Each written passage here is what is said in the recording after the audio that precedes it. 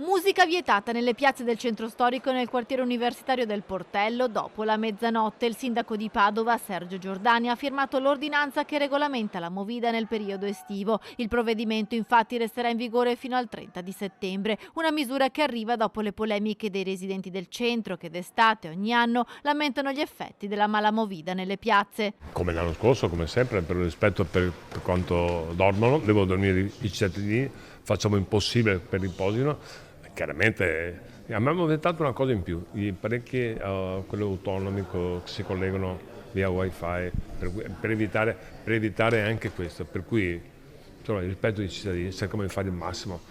Ci sarà anche le novità tra poco perché stiamo costituendo un gruppo di lavoro coordinato dal direttore generale per far sì di trovare delle soluzioni. Quest'anno si aggiunge dunque il divieto di riprodurre la musica anche attraverso le casse wifi collegate allo smartphone da mezzanotte alle 6 del mattino. L'ordinanza di Giordani si aggiunge inoltre all'impiego degli street tutor ingaggiati dall'amministrazione per sorvegliare le zone della movida.